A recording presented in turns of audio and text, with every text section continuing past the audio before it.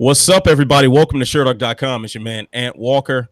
I'm here for the trenches, the weekly live chat, and I'm joined once again by a fantastic man who needs no introduction, but we're just going to introduce him anyway. He is an interviewer extraordinaire, journalist extraordinaire, an aficionado of all things nerd related, and he's quite frankly just a swell guy. He's my friend. He's your friend. He's Chachi's friend. He is Jason Burgos, aka Captain Credential. Jason, how are you feeling today, my brother? I'm feeling good. I'm feeling about 3 pounds lighter right now, if you know what I mean. I'm feeling ready to go, ready to get into this action, ready to get into some MMA conversations. Got a lot of interesting, good questions from the forum this week, and just ready to dabble as always with my brother in MMA journalism and just nerddom. Absolutely, man. This is going to be a good episode. I think we've got a lot of interesting things to talk about and a lot of very serious topics to address today as well. There's been a lot of very serious things going on, news related in combat sports. So, actually, before we do start, excuse me, I do want to address designated member in the chat. Welcome, as always. Happy to see you're back again this week. But he asked, are there even questions this week? He's saying of course, as some people might know, the Sherdog forums went dead for a couple of days over the week. So our number of questions, I guess, has been stifled, but still we got some good stuff coming up. And of course, if you're watching live now, go ahead, drop some questions in the live chat, and we will do our best to address as many of them as possible. And so Sherdog forum went down due to some sort of like overall server thing that shut down a lot of the sites for the parent company. But from what I understand, Sherdog was one of the first ones that was like back online and ready to go. So, sorry for all you Sherdog forum addicts out there, you savages. Like Gegard Mousasi, he's a big fan of it. Yeah, Gegard Mousasi, man, I had a very interesting interview with him at the Bellator Media Day. So about 12 people watched this, so that's what's up. But that's another story. All right, so let's go ahead and get into the topics that we have for the week. So first of all, we're going to start with a very, very serious topic that for sure deserves our time and attention. So let's get this question going from Young Cash Money. Maxim Dadashev, 28-year-old, he died from brain damage, suffered from a TKO loss in a boxing match against Sabral Mateus. And that was Friday night that match took place. And I believe he died Tuesday morning. So the question asks, what can be changed to make boxing safer? Jason, please, what do you think? I'm not sure in this instance because I saw Ben make some really good tweets and talking about how they in this supposedly I didn't see the fight. I've just only heard about it after the fact that that they did all the right sort of things that they were supposed to do. So it wasn't like I remember a previous incident maybe like 3 years ago here in New York where a fighter was kind of like misdiagnosed in terms of the symptoms they were having and weren't initially sent right to the hospital, and then his team had to take him to the hospital, and then same kind of thing. He ended up being brain damaged. He ended up dying. I don't know that I think he died. He was in a coma for a long time too. But I'm not sure if they did everything they were supposed to, especially following the event I'm thinking about. I don't know. Like Buddy McGirt, he stopped it. He threw in the towel. He stopped the fight early. It wasn't like a knockout or the ref, so he did, what he had to do on his end. It's a tough one. It's just, unfortunately to say, I just feel like it's the sad nature of the sport. It doesn't happen often, but it does happen, and it's a dangerous game to be in something like combat sports, especially boxing. I mean, boxing, it does a lot to the brain. It does a lot of damage to the face and the head. So it's a tough one. I'm sure they can come up with some things, but I'm personally really not sure. You know what? I'm not sure either. Not in this instance, because like you said, all the things that we want to be done right were done right in this case. I watched the fight last night. I watched it after the fact, of course, and I didn't see anything really crazy wrong. At least not until after the fight. During the fight, what I saw was a guy who had a hell of a chin, who was way too tough for his own good, and that describes what like 90% of the fighters that you can name off the top of your head. And he stood in there against a guy who was clearly the superior fighter, but he was just tough enough to hang around in there. And he was tough enough to where it gave doubts for any clear moment to stop this fight. There was no real point in the fight where the referee should have been in there and breaking this up. There was, and then when there was a clear point where the corner should stop it, they did. Buddy McGirt recognized that in that 11th round, he took a beating, but he took just enough of a beating to be beaten, but not so much of a beating that it was so one-sided that he didn't return anything back, because he landed some very good shots in that round as well, but he was clearly outclassed. Buddy McGirt did everything he was supposed to do. And this still happened.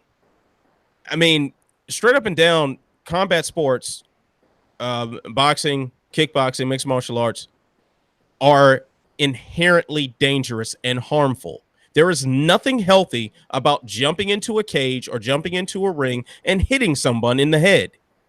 There's nothing healthy about being the person getting hit upside the head. There's nothing healthy about it at all. So these things aren't preventable sometimes, other than the sports not existing, and I don't think that's a good option. You know, and one thing for sure, of course, boxing has a longer history. The emphasis on head strikes is much more high up on the ladder. So of course, it opens up the likelihood for this happening a lot more. Mm-hmm. And there aren't that many documented cases of MMA fighters dying, aside from like weight cutting related issues and pre-existing conditions, from everything I understand. But I guarantee you this: it will happen one day in mixed martial arts.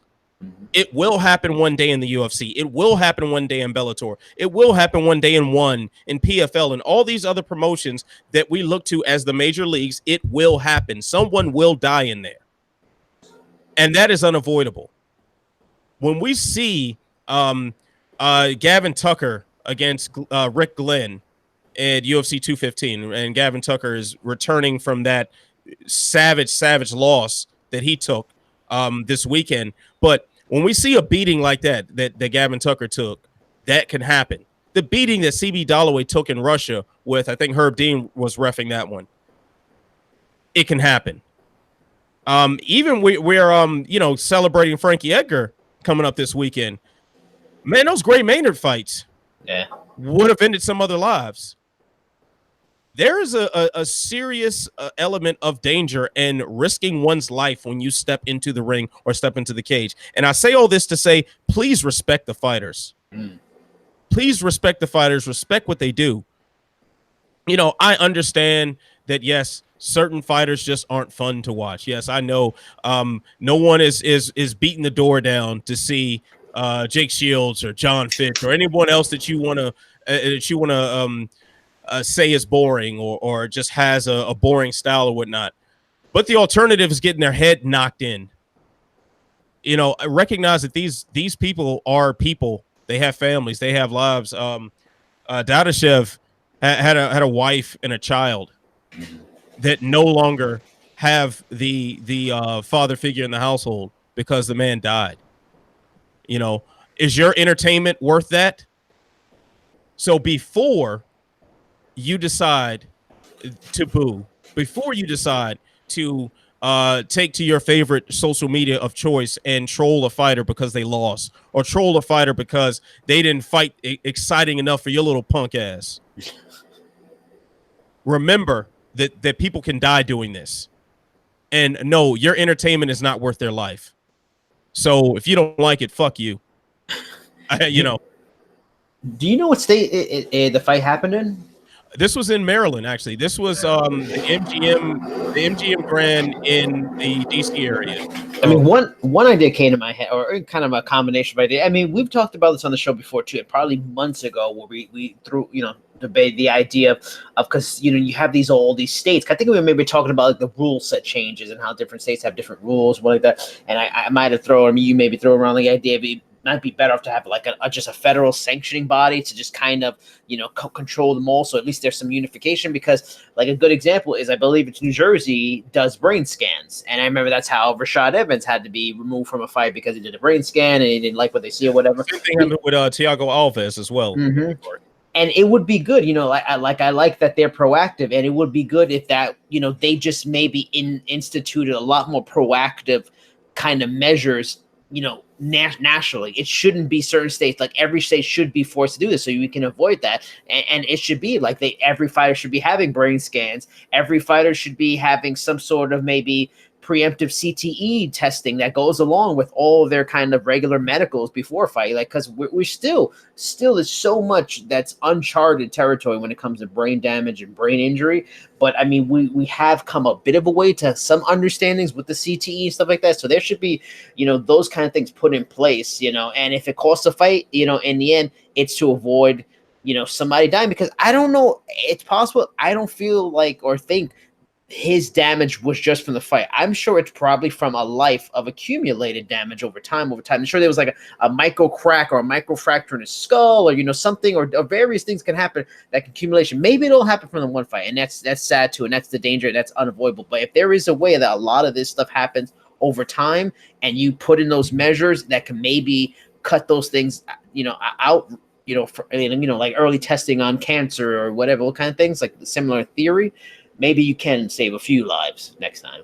I mean, that's definitely a better idea than just letting it be the Wild Wild West. Yeah. And especially when we look at like amateur MMA in particular is so unregulated and such a minefield for potential disasters that you do want to see something in place. Now, the problem with it becoming federal, I know we've talked about this to an extent when we talk about broader issues with athletic commissions. When you have federal oversight and federal regulation, the process becomes so slow. Think about how long it took to get the definition of a grounded fighter changed, and that still isn't a standard across every state. Yeah. So adding another layer of this, a federal government layer, the federal government, one of the slowest, most inefficient, ridiculous things in the country, they will just make things worse in a lot of cases. But there is some need for some sort of unity. At least the athletic commissions recognize one another's rulings. At least that's something that you can't, if everyone is doing their job, you can't get knocked out in Louisiana on April 15th, and then April 22nd, you're fighting in Tennessee. That shouldn't happen. Yeah. If everyone is doing their job. But that's if everyone is doing their job. A designated member throwing a nice bit of levity into this whole thing. He's saying, say his name and you want it. And he's referring to me going against people who have something to say about quote unquote boring fighters. He says, you're thinking of Leon Edwards. I do think Leon Edwards deserves some respect. So yes, Leon Edwards does deserve some respect. So thank you for that. We got our resident Judas of Sherdog.com, Cole Shelton, is also in the chat. Cole. Yes, with some good talk about UFC 240. So Cole, please table those questions for just a little bit. Don't rush us, Cole. I mean, Cole, pump the brakes. Don't rush us. Cole just wants to show off his fight picks. That's all he wants to do. It really is. This is not about keeping a conversation about mixed martial arts and boxing moving forward. This is all about praising our resident Judas. So Judas, we're saying your name. All right. I think he's like top 5 in the staff picks. So again, he's just trying to show off at this. He's top 5 in betrayal. That's what he is. I think I'd put him at number 1 with a bullet. Oh, ooh. All right. So we're gonna move from a very dark topic to something that in a way is kind of ironic that we're talking about this now. That this question is framed this way. This question is from Mask of Winters, which, wow, that's a interesting name. I've never seen a second of Game of Thrones, but that sounds like some Game of Thrones shit right there. He asked, where does UFC San Antonio rank among the all-time worst cards? Jason, please tell me. That takes that would need a lot of research, and I suck in terms of like remembering a full card or like a UFC number from like 4 years ago. I just suck at it. I can remember moments and fights, stuff like that. So that would take a lot of research that I just did not have the time for, or really the brain power to really dig into. But that said, it was rough. To have, I think a Jay, or maybe Ben, I think it might have been Jay, that he was mentioning in Twitter on that night that it had like broken the record for 9 straight decisions, and at least there were 2 straight finishes in a row, which made it interesting, which I think were the heavyweights. But Oh, I mean, and it's not like the fight. That's why I wouldn't call it all time bad because they weren't bad fights. Who was it? I'm trying to remember. There was a fight that was on the main card. There was a few fights that were decisions that were entertaining. They were good, solid fights. They were competitive. You know, they weren't boring. There wasn't holding against the cage and not really much action. So, all time worst. I don't know. I probably wouldn't put it as like a top 10 or anything like that. But it was a long slog of a fight card to watch. It was not the easiest to get through, and I took my my birthday was last Saturday, so I decided I was going to goof off, and I didn't do my live chat after the show. I didn't like take notes as I was watching or anything. I wasn't even watching that closely. I was having drinks, propped up on my couch, fresh off the edible, and was just enjoying, just not really being serious about any of this at all. And in fact, we were texting throughout most of the event, and I got bored and decided I was going to play the UFC 3 video game instead of actually watching UFC fights for a little bit and I tuned back in for some of the main card, but it wasn't it. I mean, the worst card I can think of off the top of my head, and I can't remember the number of the event, but it was the one that was in Indianapolis with Frank Mir versus Crow Cop as the main event. That was a pretty bad one that I can remember. That was dreadful. You know what I think is shaping up really to be rough? What's up? Newark right now has Jim Miller versus Clay Guida as the co-main event. This is trouble.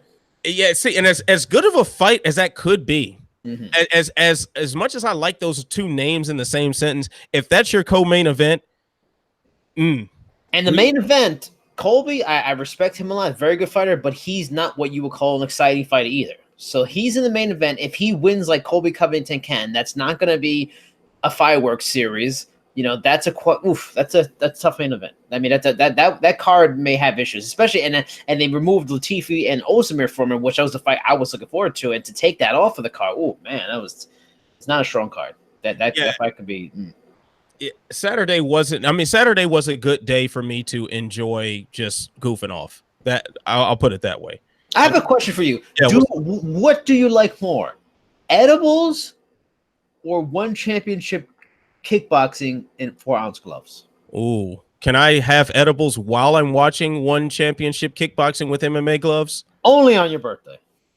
Then I hope it's my birthday every day. Kickboxing with little gloves makes me so happy. It just makes me infinitely happy. What a marvelous time to be alive when you kickbox with 4-ounce gloves. Beautiful, beautiful day. All right, so this next question. This name. Yeah, this name. Good. I hope no one gets mad at me, but the name is Tits. Tits ask. Both Leon Edwards and Raquel Pennington are nicknamed Rocky, and both took home wins. Who do you think is more deserving of the Rocky nickname? Well, Tits, it's a pleasure to have you, join us in the chat and forum and add a question from your Tits. It's Raquel Pennington all day long. No, and Leon Edwards is the better fighter in terms of skill and ability, but Rocky, if you're trying to symbolize Rocky was a brawler type that can, grind through, take, durable, take shots, throw bombs back. That's not really Leon Edwards style at all. Raquel Pennington is that's her calling card in terms of she's not like specifically great at any kind of thing. She's not a nasty wrestler, jiu-jitsu practitioner, crazy Muay Thai, insane power. She's just super durable, super tough, solid everywhere, and just grinds through fights and just wears people out. And that's what Rocky did. Leon Edwards is just a very good fighter that just, as we saw last week in the main event, is just superior than talented fighters. He's closer to Apollo than he's closer to Rocky for me. You know what? I was actually thinking that Leon Edwards is Rocky after he trained with Apollo. Yes. Yeah. I think that's the real Rocky. Anyway. Right. It's not vintage like Rocky just getting the title shot. That's Raquel Pennington to just be the grinder, to go in there and take loads of damage, give loads of it back, and make it a war of attrition every time she steps in there. Leon Edwards he's just got too much finesse with it. Yeah. He's too skillful, I think, to be grouped into the Rocky Balboa category, unless you're talking about Apollo Creed teaching Rocky. and then we got something. But in that case, he's probably more so Apollo, like you said. I think that's a interesting question. And to have two people named Rocky on the same card. So one point that was brought up by Jay, the resident statistician of Sherdog.com, and now actually going to be doing the play-by-plays on the sites for live coverage. Oh, nice. Yeah, he actually said that Gonna Fly Now, the Rocky theme, has been used more than any other song as walkout music in the UFC. No surprise there. Yeah, no shock there. Cliche as all hell. but also that neither Raquel Pennington nor Leon Edwards used it. So I like it. I like not using Gonna Fly Now as a walkout song because, yes, it is one of the greatest songs ever created, but I'm tired of it at this point, at least at a UFC event. I would guess Eye of the Tiger is probably the top 5 right there, too. Yeah, I think you said that's number 4. Yeah, but I'm tired of that one, too. Yeah, I was campaigning for No Easy Way Out. The 36 Mafia song, It's a Fight. That's, You know what the one I love, and I actually heard maybe like last month 2 back-to-back events use it, and it's pretty much my favorite fight song over Rocky, just because this is just my shit as a kid. Kumite from Bloodsport, the Kumite theme. Yeah, I do remember you getting real pumped on Twitter about that. I love that thing. I play it at work all the time. you play that at work? Yes. Oh wow, yeah, that's interesting. Okay. All right, so we got a question from Brackus1, I think is how you pronounce that name. And this is gonna sound like a crazy thing, and I don't want to address the conspiracy part of it, but I think it encompasses some important issues that we probably should be talking about. He asked, does the Arlovsky slur come as a way to pivot Hardy away from looking bad in a matchup? So let's give a little context to this. Andre Arlovsky, after defeating Ben Rothwell, gave a post-fight scrum backstage at UFC San Antonio, in which he used the F word in relation to homosexual slurs. And of course, the defense is, well, he didn't mean it in that way, but he used a slur. He apologized for it almost immediately. So there's that. So let's not rake him over the coals, and we'll just leave that alone. But also the idea that this is pivoting away from Greg Hardy, and actually what looked like a pretty damn good performance from a pure MMA perspective, in my opinion. I don't buy the conspiracy theory on that. I don't buy the relation, but I think it is important that we mention something about both of these topics. Jason, please jump in there, my man. I mean, yeah, I think you nailed it in terms of the Arlovsky stuff. I mean, to not break him over the coal. I mean, it was a stupid thing to say, but he comes from a generation that, and generations his age and further back, and even our generation, it was a common term, and in derogatory talk. It's not acceptable, and it should have been acceptable then. But when you're getting into a fight mode, and I think they said he was emotional at the time. I think he might have been crying a little bit too. So you're emotional. You just got out of a fight. You're a little beat up. Stupid things slip. So I wouldn't get too mad about it. I'm not gonna buy into the any conspiracy theory about that. But I did pick Greg Hardy. I can't say I was thrilled he made me look right, but solid performance. And you know what? And also the interesting thing was Juan Adams, how he left the cage afterward. I get his feeling upset and bothered and everything like that, though I didn't see much of an issue with the stoppage. You can't just hold the guy's leg and stay there. But it's kind of what I talked about last week, why I thought he might have lost, putting the pressure on himself, and clearly that pressure of eating a nice side of crow, made him blow up as he left that cage. But so I do want to leave this topic alone with this. First off, Greg Hardy actually looked like a true MMA fighter, and whether you hate him, whether you love him, whether you're tired of hearing his name and all the controversy surrounding it, Greg Hardy looks like he's going to be here to stay. Of course, he has some tough tests ahead of him if he is to continue an upward trajectory. But at the very least, being an elite level athlete does get you somewhere in the UFC. So should be interesting to see what they do next with him, who they pair him up with. I wouldn't be surprised if they kind of feed him a name that is toward the end of the rope. That might still carry a little bit of cachet to it. I'm thinking if you can convince Alexei Oleinik to fight again, I think they might feed him to Greg Hardy. Do you think he gets a ranked guy? I think so, because they clearly have it for Greg Hardy. They clearly want this guy around. They clearly want to feature him as much as possible. He's gotten 2 co-main event spots or 3 co-main event spots. I agree with you. I almost feel like, though, because they do really have such a a hard on, so to speak, for him, they might protect him anymore. They'll big up him and like, oh, he's got all these wins in a row, whatever. But I feel like they still would protect him and not give him a ranked guy yet. I mean, that's possible. The thing is, like, you just don't have that many other directions you can go. You know, when you beat a guy like Juan Adams, and while he wasn't exactly knocking on Daniel Cormier's door or anything, he's a guy who is a legit fighter. He's beaten some, actual decent fighters, and he's a guy who has some skill about him. So they're not a whole lot of guys in that mid range that you can find. I mean, I want to say it was it might have been Ben Duffy on Off the Chain the other day who said suggested like maybe Maurice Green or something like that. You can start going in directions like that, but it's not that far of it's not that much gap. It really isn't, just in terms of the bodies that are there. Like, keep in mind, like they were just digging up the corpse of Smolyakov to go in there and just fall down in the cage not that long ago. So and it may not be he may not be that good. I guess it's still possible he's just not that good, but he's enough of an athlete to where he looks pretty damn good. And yeah, he'll run into like a an Overeem or something like that and probably get creamed at some point.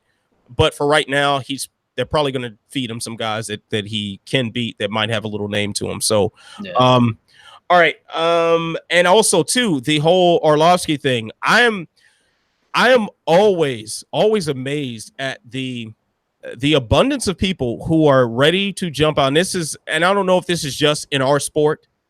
Perhaps this is a thing in other sports, but I'm so entrenched in the MMA world that I don't really know what else is going on out there. But it is amazing to me that a man says a homophobic slur, like something that is clearly hate speech, clearly it offends a large group of people, and there's no need to say it, and it's okay to just let it go. But they always want to cling, oh, well, I grew up saying it. Well, maybe you grew up a dumbass. Did you ever think about that? Maybe when you grew up, you were a moron. Yeah. I will say this. I grew up saying it. And you know what? I was a moron. I was stupid. I was ignorant. And you know what I did? I grew the fuck up. Exactly. I matured and I changed. And I started giving a shit about what other people thought as far as their feelings and their right to just live and walk around and not hear hateful words thrown toward them just because it's Tuesday and you just felt like it. So for all of you out there who are so quick to jump in comments and so quick to tweet all these foolish things that you would never say to a lot of these people's faces, grow the fuck up. Don't be a child. Don't be a child. It's no need to use hate speech. There's zero need for it. And if you say it to the wrong one, you probably will get your ass kicked. So just remember that. And I will be there to record and laugh on your dumbass. So there's that. All right. So we're gonna. I just want to very quickly address this one question from Anderson Silva, middleweight champion, who decided to drop this nugget on us, or perhaps it was some imposter who has named himself Anderson Silva on the forum. We will never know the mysteries of life. But it would be great if it is really a guy named Anderson Silva. He's just an MMA fan. He's like from Chicago. He's like the John Jones, the graphic designer that keeps getting tweeted all the time. So he asks, would you consider Trinaldo versus Hernandez the biggest steal in UFC history? I can't think of a bigger robbery. To that, I say you have not watched that much MMA, sir. No, come on, man. I would think the former middleweight champion of the world has seen more MMA. To know that wasn't the biggest robbery in the world. He must be Trinaldo's cousin or something like that, second remove, some shit like that. He must have a stake in this bullshit, because there's no way that's like an old time robbery. Fuck out of here. Stop it. Yeah, I mean, Really, like, it was a close fight. Yeah. Therefore, not a robbery. I thought Ronaldo won, but I'm not exactly kicking over the table about it. Yeah. You know, like, come on now. Just watch Diego Sanchez versus Ross Pearson if you want to see robbery in its truest form. Watch Leonard Garcia versus Nam Pham if you want to see robbery in its truest form. There are some egregious robberies out there. Yeah. That was not one of them. All right, so this next question is from Yojimbo, who frequently gives us very good questions. So shout out to you, Yojimbo. And he drops another nugget on us, and talking about some news that definitely made our hearts smile. In fact, this news almost broke during last week's show. Yeah. Donald Cerrone threw a little teaser tweet out there, or Instagram post something about it, and the news officially broke after we wrapped up. But here we go. Yojimbo asks, last week I lamented the MMA gods for cursing us with Tito Ortiz versus Alberto Del Rio, but now it seems their apology has come in the form of Donald Cerrone versus Justin Gaethje. What are you looking forward to the most about this fight? Jason, what say you? Well, first I'm going to say, is Tito Ortiz, Alberto Del Rio that bad? Is it really worth lamenting and cursing MMA gods? I mean, I wouldn't curse the MMA gods. They give us some terrible things, and if you're cursing MMA gods over that, Donald Cerrone may get injured, and he's not going to make the fight. So I would not get too crazy about that fight just yet. In terms of Cerrone and Gaethje, what is there not to like about it? You know, like, every element of it is so fascinating, and how everything plays out. The technical Muay Thai of Cerrone versus Gaethje is just meat and potatoes, kind of just everything in its striking of and with his hands or his kicks, and can he go forward? And Cerrone has shown he doesn't like people that come forward, and there's just so many elements that are fascinating about it. I mean, there's just nothing not to like about that fight. So there's nothing specifically I'm looking forward to. I'm just looking forward to the goddamn fight. I don't think I can say it any better than that.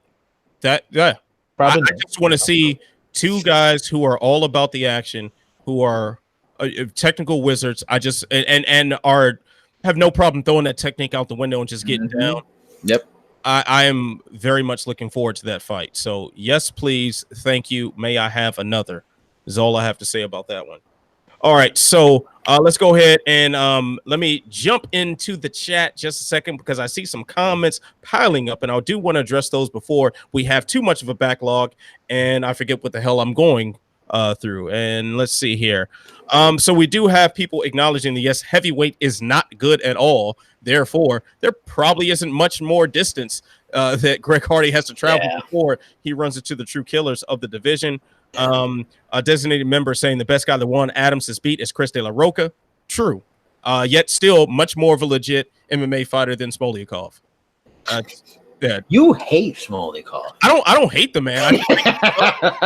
As far like I just don't understand how he was brought there to lose. I mean, Dana White said it himself after the fight that he booked, that where did they find this guy? Well, they found him wherever you looked for someone that Greg Hardy can beat. Like, if Smoliakov, you saw him somewhere in the MMA cage somewhere, you just pray. No, I wouldn't. I mean, like, hey, get your money, fam. Do what you do. But I just don't think he's a high level fighter. And when you fall over like that, and you don't do anything, I think it's safe to say you're probably not the highest level fighter. When his win that got him back in the UFC was a submission over a guy who was like sub 500. And then he got the chance to beat Greg Hardy's punching bag. No, I don't think you're that good. That's it. But all right, so we got saying Style. Oh, come on, Style Double X. Come on now, saying why are Westerners so sensitive about quote unquote homophobic slurs? Because we give a damn about people just having the right to live and just having the right to just enjoy their life without being harassed. Like, this is the first time I've ever been referred to as a Westerner. I know, right? So I don't know where you're from, Style Double X. I don't know where you're from, but that it just don't fly. Like, it's just not cool. It's unnecessary.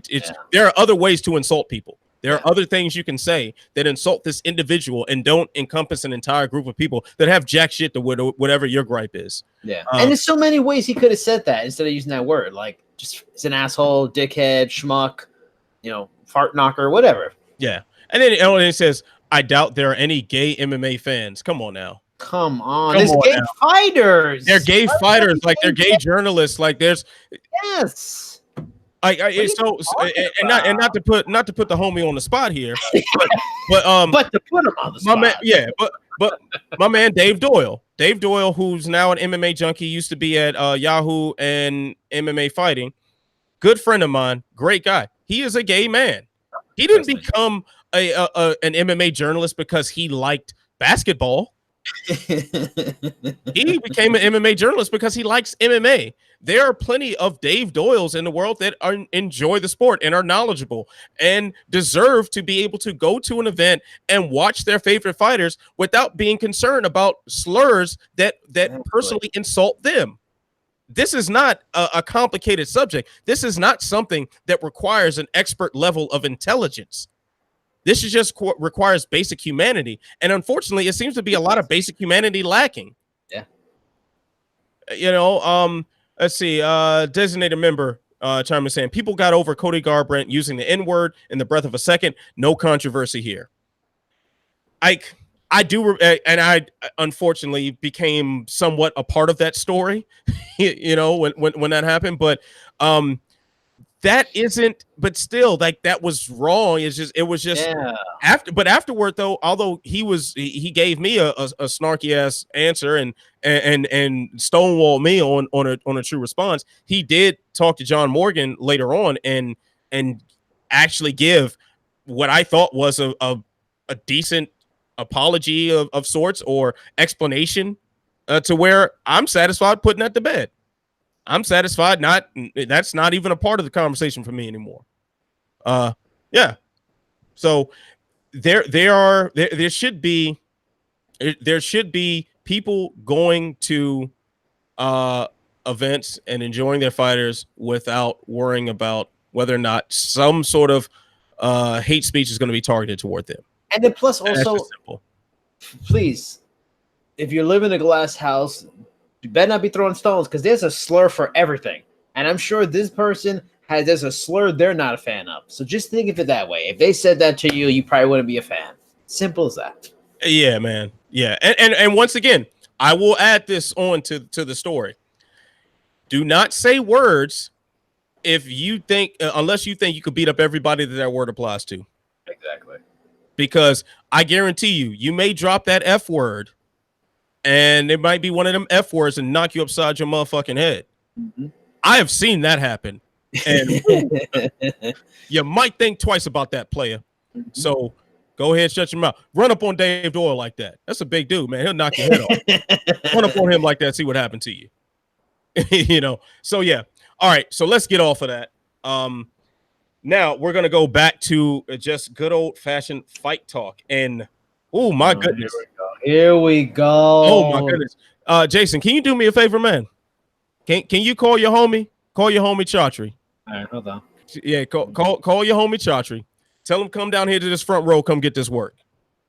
Now should I tell him to bring a gas mask because he's gonna get smoky? Oh, it's about to all the smoke. Smoke inhalation up in this piece, man. So Jason, what I need you to do, I need you to pull up a chair so you and Chaudhry can sit beside each other and catch this work. Are you ready to catch this work? Let's catch this work. I'm never really ready to catch it. I mean, it'll have to be caught. I really can't do anything about it. So first of all, let's go ahead and shout out Jay who put all the questions together today for me. But he also left a little nugget here for you in this one. He says, on the previous episode, we discussed One FC and its threats to Will Chope about his comments on their drug testing policies. Since then, WADA has chimed in saying that One FC is not associated with or is a signatory of WADA, while reminding everyone they are not a testing agency. Jason, please give me your thoughts. And before you give me your thoughts, let's give a big shout out to Michael Fidel of Body Lock MMA for doing some excellent reporting about this. The story broke this morning, and he's done a lot of research into this, talked to all the right people, and got some good quotes. So big shout out to him. He's doing some very good things. I suggest you all follow him on Twitter, follow his work as well. Jason, please give me your thoughts. I'd rather you go first. I really don't have much to say or much to defend. There's really nothing to defend on it. I'd rather see what you have to say, and then maybe see if I have a counterpunch. I probably will not. Well, I mean, it's okay. Like it's okay. It's okay. You can sit beside me and watch Chartry get this work if you want.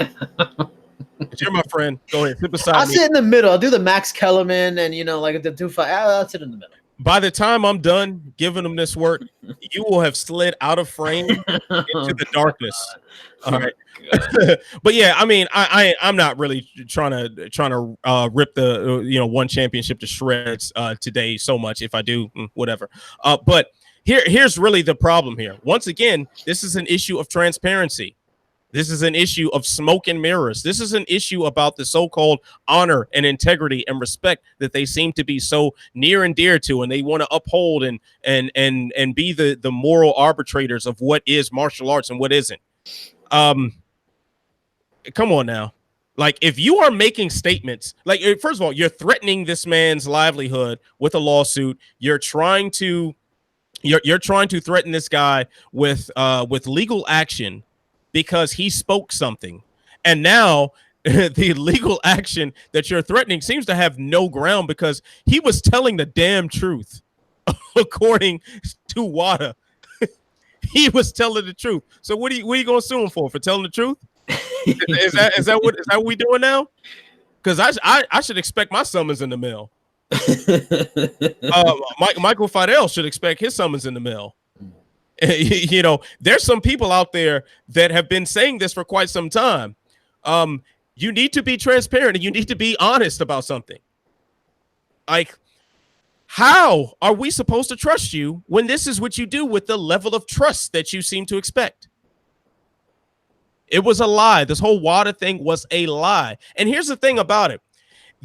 Maybe they are actually drug testing. Maybe they are using WADA accredited labs because, of course, without getting too deep into the verbiage, that is something that still goes on. You cannot be a WADA signatory or representative or whatever the term may be, but you can still use a laboratory that WADA uses for its testing. Fine. The sample of piss goes to the same building. Cool. You can say that, hey, we use the same labs that WADA uses. Fine. But to then say that you have this association with them that has been going on for the past year, but, you're going to make this a big official statement. And then they come out and say, man, we ain't talked to them fools. How does that make you look?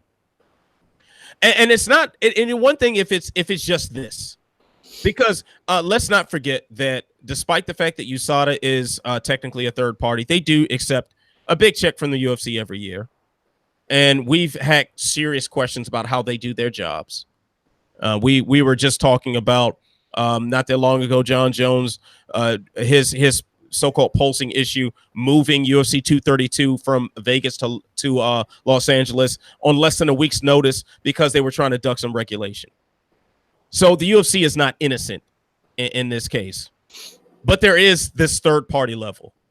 There is a certain degree of transparency. Jeff Novitzky did come out and address the media about this and answer some very specific, very tough questions. And even if he didn't know all the answers, or at least pretended to not know all the answers, he did make himself available to answer some of these questions.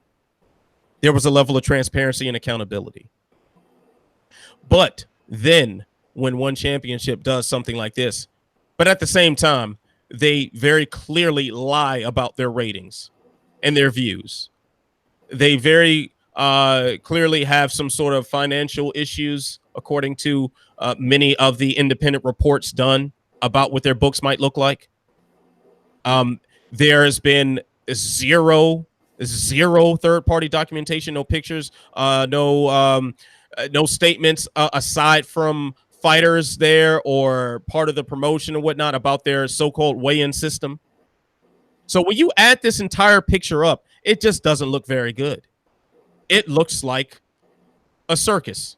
It looks like a sham. It looks like a scam and a ripoff. So, as I've said many, many times, all fight promoters are shady in some way, shape, or form. All fight promoters are not to be trusted in some way, shape, or form, and all of them lie in some way, shape, or form, and we know this. It is a part of the business. But you can't lie about everything and expect to be taken seriously. You can't lie about every single solitary aspect of your business and how you officiate these fights and how you just run a fight promotion and expect people to trust you and take you at your word. You know, had there been some acknowledgement in their statement that there wasn't an official relationship with WADA, I'm not too mad about that. If say, hey, we use their same laboratories, we follow some of the same procedures. Their procedures are online. You can go on their website and you can find the substances they test for. You can find certain procedures and policies. It's open record, nothing to hide there. You could download that PDF and you can run your whole drug testing operation off of it, and that's fine. But say that. Just say that. Don't say, WADA's involved and they're not. Because believe it or not, all you good folks at One Championship, believe it or not, you can have these statements be verified to be true or false. We don't just shake our heads and say, yes, you said it, so therefore it is. No, that's not how this works, at least not here. So if their plans are what they say they are, and they want to make a United States debut, man, they got to switch some things up. They have to switch some things up. And for the record, once again, I want One Championship to succeed. I want this promotion to succeed. I love kickboxing with little gloves. I want it to go on. I want to see Muay Thai with 4-ounce gloves forever. I think they have a good stable of fighters. I think they put on an exciting product. I think everything aside from Mitch Chilson on commentary, I like about the presentation of the product. But let's just go ahead and be transparent. Let's try. Okay? Please. Is that too much to ask? It's a good product. Don't screw it up by making statements that don't need to be made and making threats that have zero basis. Jason, please. Speak, my brother. I mean, they're in a tough spot. I mean, there's nothing that you're saying is wrong. I mean, they're putting themselves into a corner a little bit and shooting themselves in the foot. And it's going to hurt themselves, and it's going to hurt themselves in this market. I don't know if it's going to hurt them out there in Asia and stuff like that. You know, in some of these countries that are used to state-run media and getting a certain statement and have, sometimes believing it, and that they can control things. So I don't know how much it's going to hurt them over there. But yeah, I mean, this is still the money market. As Alberto Del Rio once told me, in America, English and things like that are the language of money. And, if you watch one broadcast, it's all in English. It's weird how it's all in Asian. It's very English geared and stuff like that. But yeah, it's the transparency needs to come through. I mean, I'll still give them the rest of the year because they said they were going to institute it in 2019. They didn't say, we're going to do it in May of 2019. But when 2019 closes, they need to. If they don't have it, I mean, they're going to look so bad, and it's going to make them look foolish.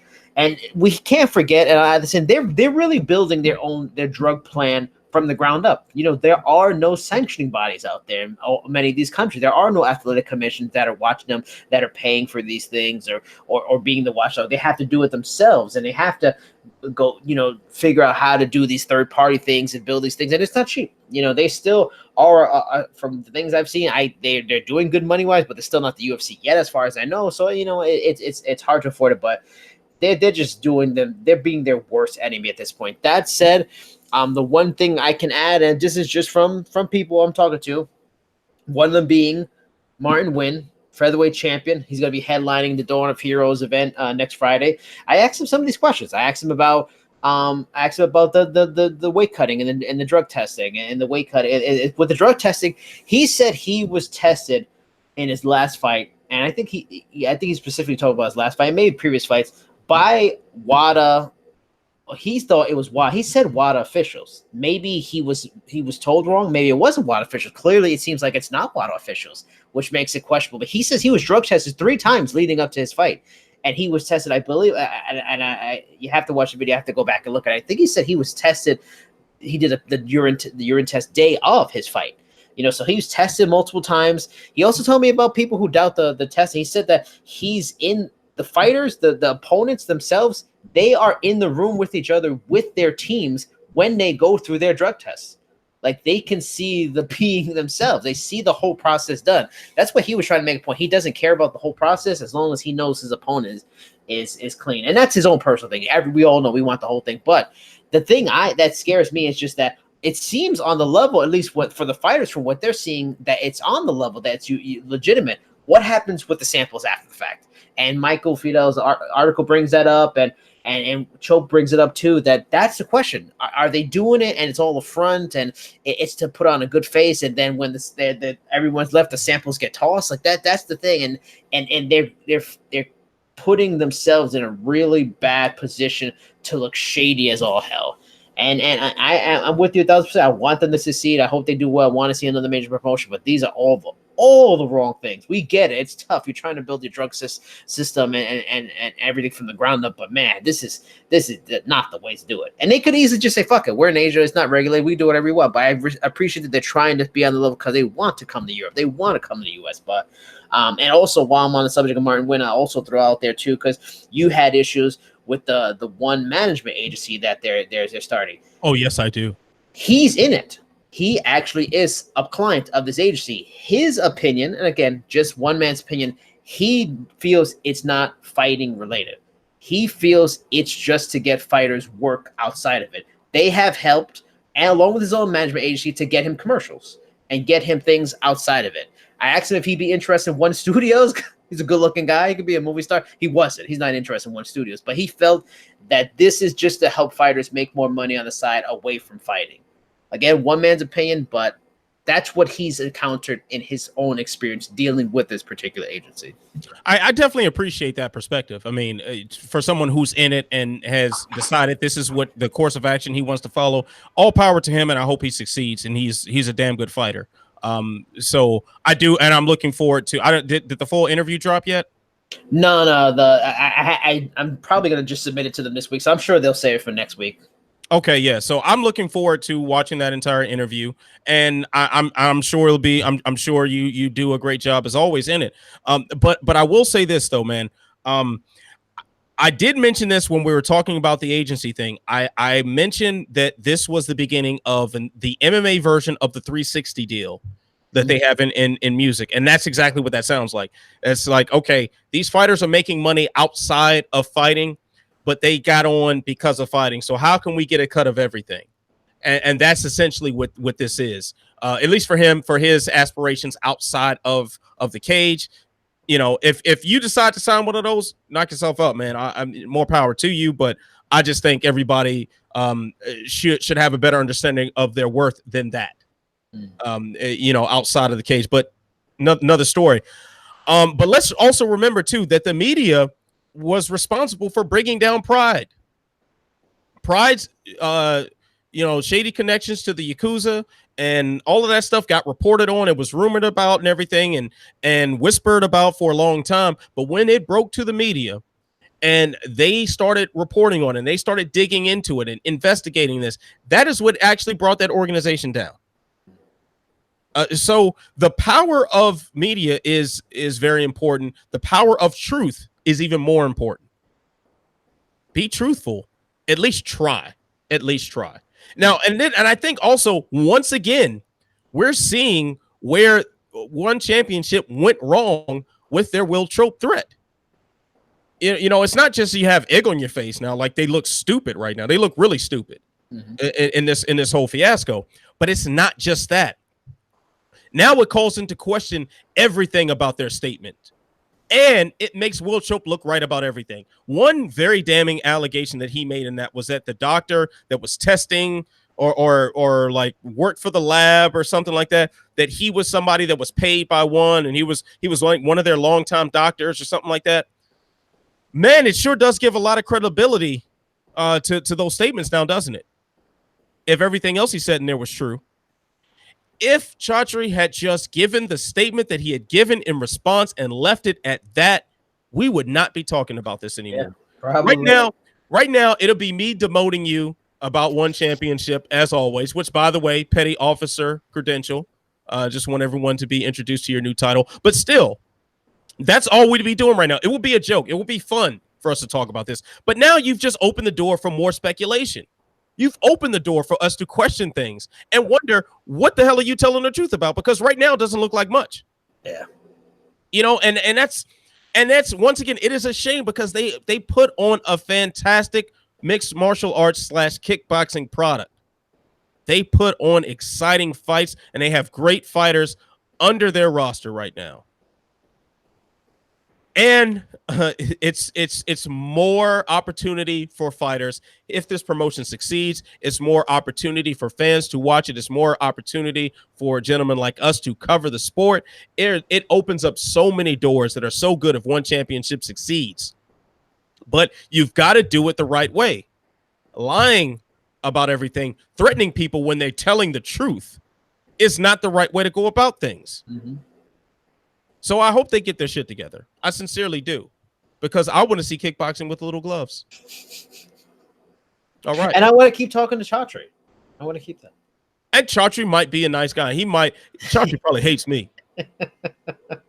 But he gonna still get this work though if he deserves it. Oh, he gonna get this work. All right. Okay, so now we got UFC 240 talk coming up just a second, but we got Is Cole rushing us again? No, Cole's not rushing us. Cole is not rushing us. I see someone else in the chat, Anonymous Truth, saying Khabib or Poirier. But no, that's not 240. That's 242. We'll talk about Khabib and Poirier later on, man. Actually, but right now, I think Khabib wins that.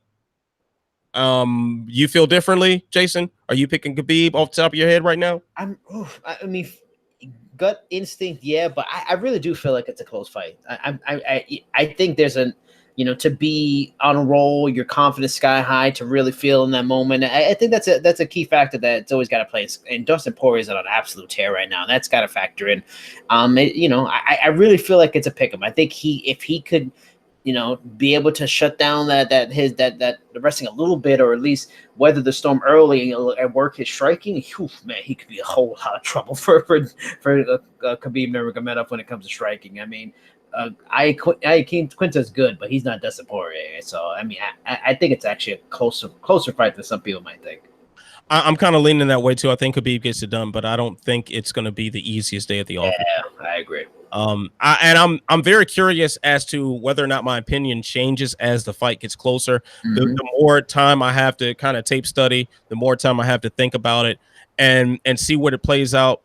But and then one thing I might do just for the hell of it, I might just run that game on UFC 3 and just see what happens. I don't think they've updated Poirier enough, though. That's why I don't think they probably haven't updated him enough. Yeah, Henry Cejudo isn't on bantamweight on that game. Oh, really? Yeah. He's not a bantamweight in that game. Like they have him at flyweight, of course, but no bantamweight. Yeah, I don't know how. He's on at bantamweight a couple times in the UFC before. Exactly. Yeah. So yeah, it doesn't make sense on that one. But what do I know? Oh well. All right. So, So we got a question from Bravo Choke, who's asking, how do you think Weidman will fare at light heavyweight? Can 185-pound grapplers survive at 205? Oh, for sure. That doesn't mean that Weidman's going to be a dominant force there, but I think there is a lack of good grappling at that light heavyweight division. So when you have technique, I mean, because if you have good technique, and Weidman does use a healthy bit of brute force when his stuff.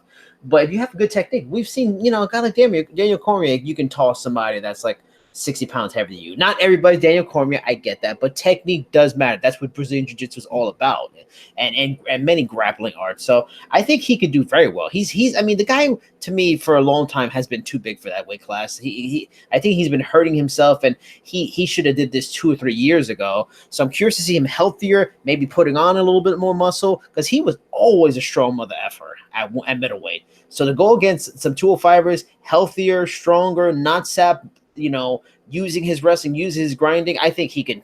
That could be very good for him, and I'd like to see him do it a lot at 205. So I think he could have been a contender 2 or 3 years ago. I think he could have worked his way to a title shot then. Now, I think he can maybe break into the top 5 just because the division's so thin. But I don't know if he'll ever be a legitimate contender at this point. I just don't see it. Yeah, it just seems to be a matter of what he has left in the tank. Yeah, because he's had some rough fights over his career, and his health. I mean, injuries. Yeah, the thumb thing that kept him out for like, what was it, like almost a year and a half. Yeah, man, he's had some crazy injuries and multiple surgeries and whatnot. In addition to wars that he's been in, like the Rockhold fight, Mm-hmm. the Machida fight was a tough one. Like he's had some serious back and forth wars going on. Also too, I remember him taking some serious stingers in the Gastelum fight as well. Yeah, he got knocked down. Yeah, Vitor put a little hurt on him too, even though he finished Vitor. Vitor, you know, Vitor started with like a serious blitz, and like Weidman has taken a lot of punishment over his career. And Jacare, Jesus, Jacare fight, and then you think about the injuries he's had on the training room floor, and that is a body that's probably being held together by duct tape at this point. So if he has it left in him, if he can be close to 100% Weidman, I don't know if that's mathematically possible at this point. But if that's the case, this guy's an instant force at 205, I believe. I mean, the fact that they're pairing him up against Dominic Reyes says two things to me. It says they think a lot about Dominic Reyes, and it says they think a lot about Chris Weidman. It says that they think of Weidman enough is at least enough of a name to develop a guy off of, and Dominic Reyes is enough of a test to show what Weidman is capable of, but maybe a soft enough touch for him to get slotted to a title shot early. Now, I know those statements can be contradictory, but I think they can coexist as well. There is a duality in the matchmaking for that fight. If Weidman beats your man, if he beats Dominic Reyes, we're talking title shot right off the bat. That would be a hell of a statement to jump up and do that. Yeah, that, and especially how it's done. I don't think he deserve it, but you might be right with that. So he might. Yeah, I mean, hey, we were just talking about Rockhold being a title challenger had he beaten Jan Blachowicz. I didn't agree with that either, but it was possible. But that was a talk around the town, and all signs pointed to that happening. Hence, putting them on the same card in the first place, having that AKA versus Jackson Wink angle to play, having that.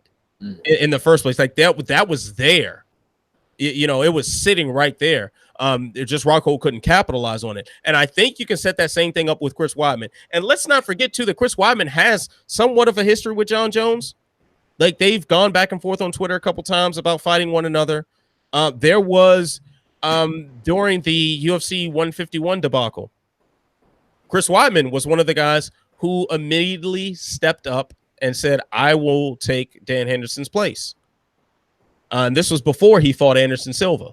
He was one of the first voices to raise his hand and say, pick me. So this is not a new concept, Chris Weidman versus John Jones. This is resurrected territory as far as the talking point. And yeah, Chris Weidman wins against Dominic Reyes. We're talking instant title shot. Like with the name that he that he has, you can sell the hell out of that fight versus John Jones. You sell the hell out of that fight. Yeah. Even if it is just another middleweight who's moving up. Yeah. You sell the hell out of that fight. All right.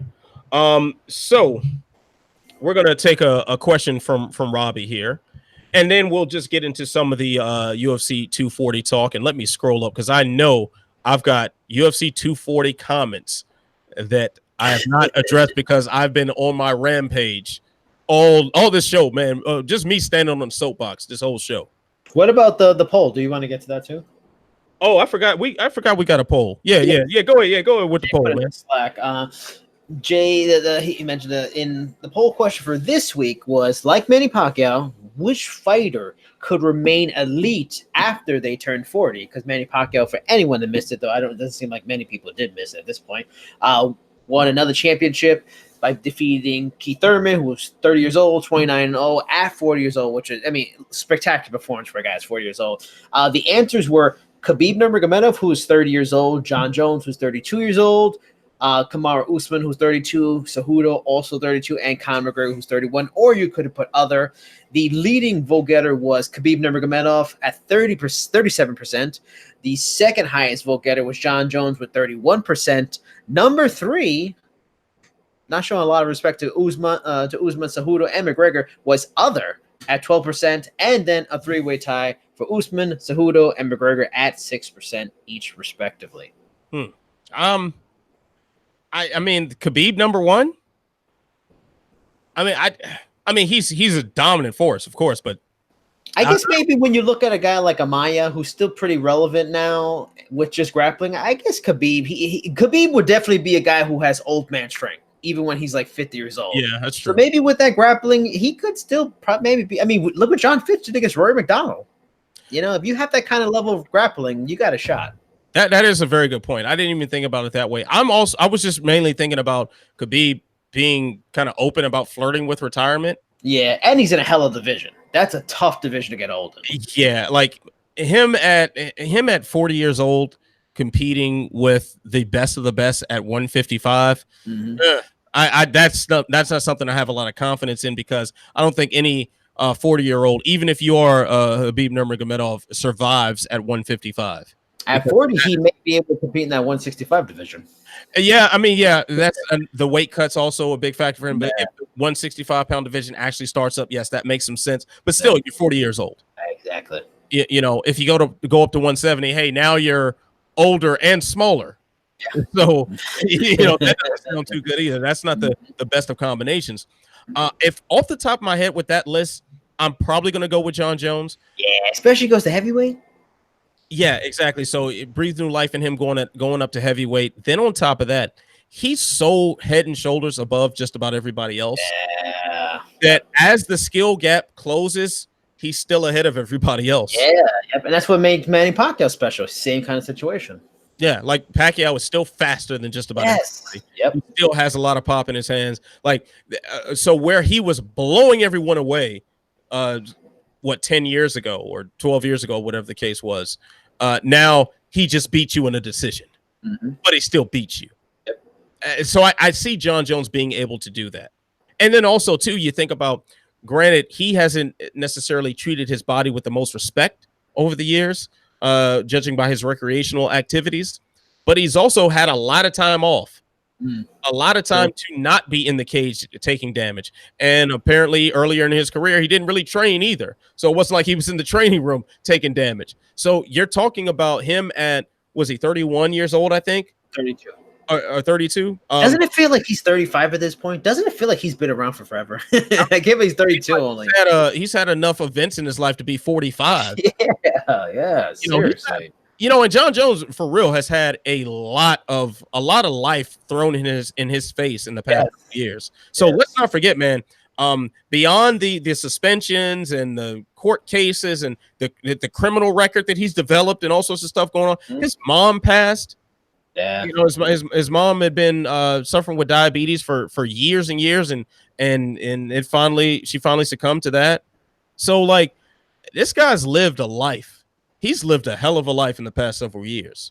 But a lot of that life hasn't been spent in the cage taking damage. So his body might be 32 years old or whatever the case may be. And even when he's in the cage, he doesn't take, like, in the fight itself, like, much damage. Right. So, the only time we've seen him really take damage in a fight is when he was, 1, fighting Daniel Cormier, 2, when he didn't take Alexander Gustafsson seriously the first time they fought, and 3, when he was, and it wasn't even real. I mean, he banged up his legs, but this last fight against Thiago Santos, where he just decided he was only going to kick him the entire time, and he played whatever little game he was playing to entertain himself, in my opinion.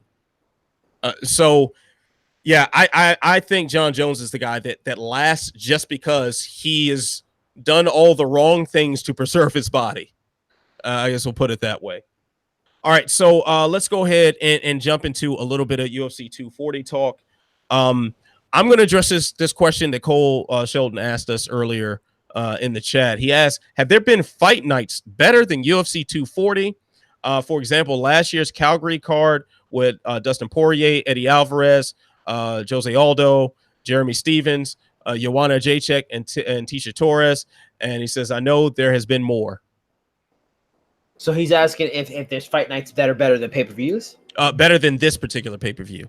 What is it? Could you let me? I'm gonna go because I know some of the fights, but I don't know like the full card. I want to just see this before. There's a reason why you don't know the full card, because it isn't that good. It's I'm trying to remember who said this. This was it might have been Jay actually on Off the Chain, where he said he said that this was essentially like a Canadian card with a title fight at the top of it. Yeah. He feel like you take that title fight off, Cyborg versus Felicia Spencer. Okay, boom, ESPN Plus Fight Night. Yeah. Like Nico Price versus Jeff Neal, it's a cool fight, but it's not necessarily pulling your hair back. And Olivier Aubin-Mercier versus Armin Sarukian, that doesn't even feel like a main card kind of fight. Yeah, and in fact, Cole did ask a question about him. So let's go ahead and ask that question, because actually he's not part of our Who You Got segment. So we'll go ahead and throw that one out of there. Cole also asked, with no real Canadian MMA stars, are you surprised the UFC has given OAM this tough of a fight on a 2-fight losing streak? I mean, we talked about a little bit in the preview videos last week about him, and if is he as legit as we, is his the hype over and he's going backwards? And I do feel like maybe they've kind of are over him in terms of developing him into a star. They really do need to find that next Canadian talent, because it is such a strong market. But it may really be like they've kind of moved on to trying to mold him into a star, and they're looking at his opponent and saying, maybe this could be the guy, and we're going to build him off of OAM's name. It may have gotten to that point now, and I feel like it is. I don't think anybody's really, big on OAM as like a future, superstar. He seems like he's never really taken that next step forward in terms of excitability, contendership, So I think it's just they're looking at the other guy now, and they're not seeing OAM as like a building block of the Canadian market really anymore. Allow me to chime in with just a direct quote from the exalted designated member on the chat. Who says, let's be honest, the UFC probably doesn't think all that much about these matchups, bodies versus bodies at this level of the division. I don't think I could have said that any better. That's exactly what I think this is. Now, OAM is obviously a guy that will get a little love in Canada because, he is Canadian. He's from TriStar Academy, and that's, the mecca of MMA in Canada. So, yeah, we get that. But on a 2-fight losing streak with a very inconsistent career in the UFC, I think we're beyond the point where we're trying to make this guy a star. I think at this point, you're just kind of throwing him in there. Okay, he's Canadian, throw him on the card. Yeah. And if he loses, okay, he loses, but whatever, throw him on the card. Yep. I don't think they give a rat's ass about this matchup in particular, just like he said. So yeah. All right. Probably should because we probably are pushing toward overtime at this point. Yeah. So let's go ahead and move to the Who You Got segment. This is for UFC 240. Of course, that is Saturday night. And Jeff Neal versus Nico Price. I do like this fight. And I want to know, Jason, who you got? I mean, I feel like we've kind of previewed the preview a little bit last week, and then I think the question was who has more upside between the two. We had something like that in terms of Price and Neal and stuff like that.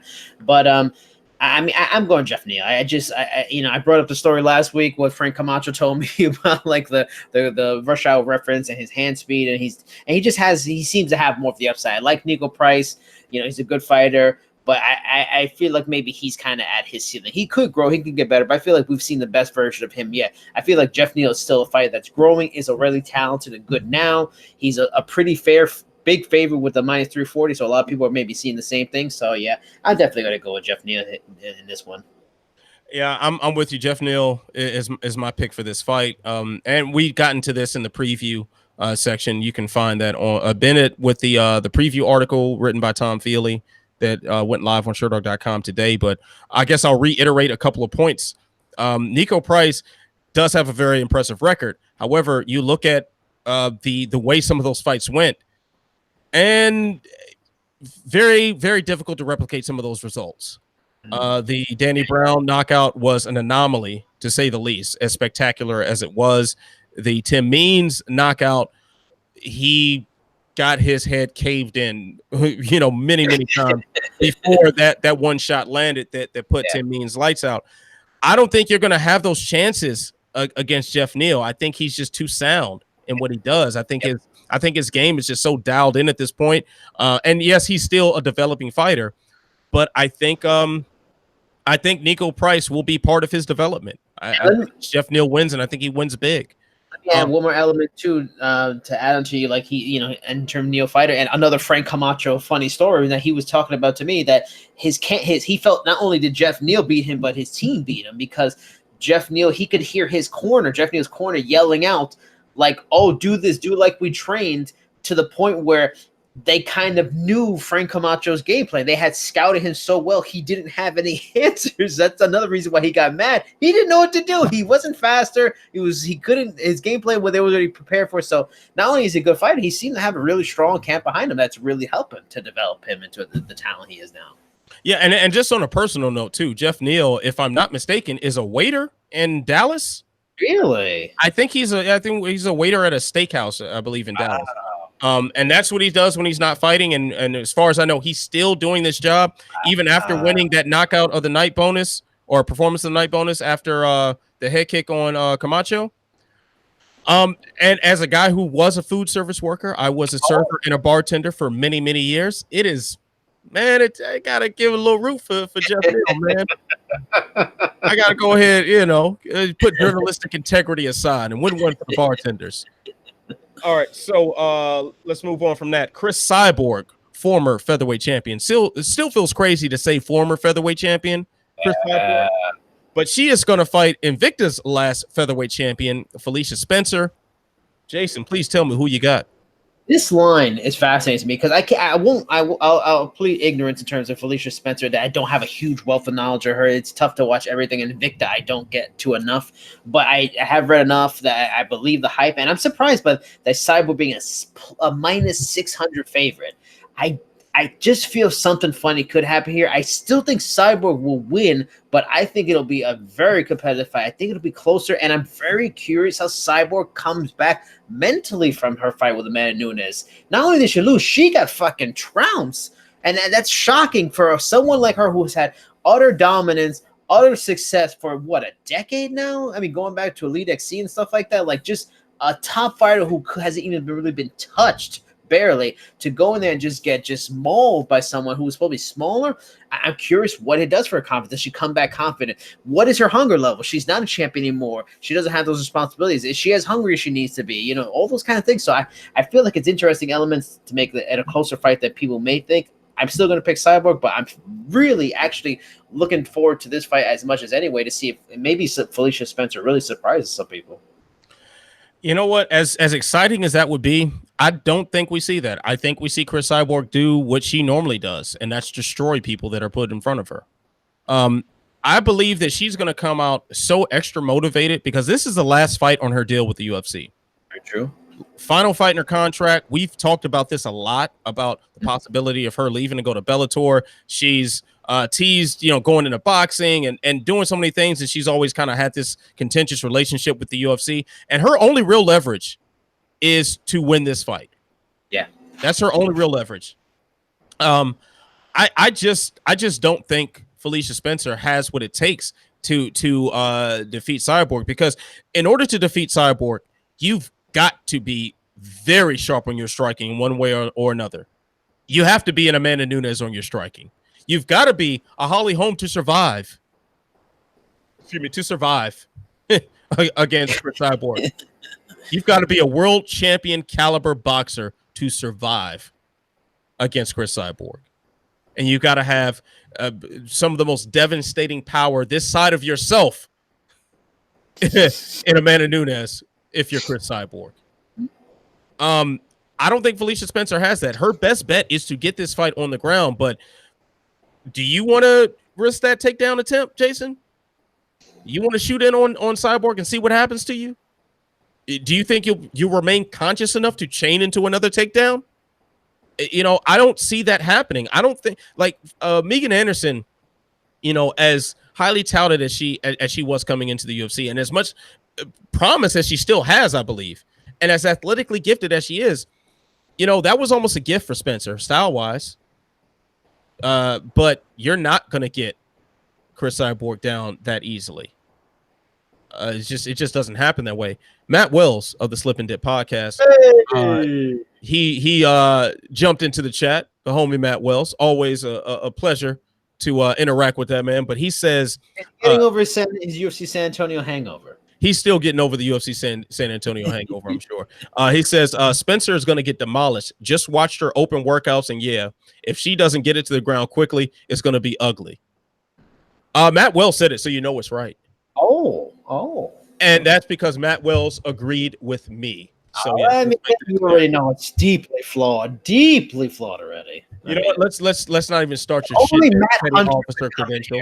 If Matt Hunter could come in the chat, a Matt off. You know, me and Matt have a bond by as having big brains. You know, I think Matt would get me. You big brains. Oh, okay. We're big brain brothers. We're triple Bs instead of triple Cs, like Soto. With big brains like that and high IQs, you should run for president. That's another story. Hey, we got a prime minister with a big brain in England too. Oh wow! He's got a big brain. What's going on with this? Wow, what are we doing here? What are we doing? All right. Back to the fights. There before this turns into some political show. All right. So, Jason, UFC 240's main event, featherweight championship between Max Holloway and Frankie Edgar. Please, petty officer credential. Tell me who you got. It's Captain. For all you watching, it's Captain all day. It's petty officer credential. You have been demoted just because I felt like it. What if I just go AWOL? I don't want to be a part of this military anymore anyway. Oh, you're trash. So it's like the military's probably better without you. I don't mean that actually. I like you. Please stick around. I will hope so. Thank you. All right. I like you too.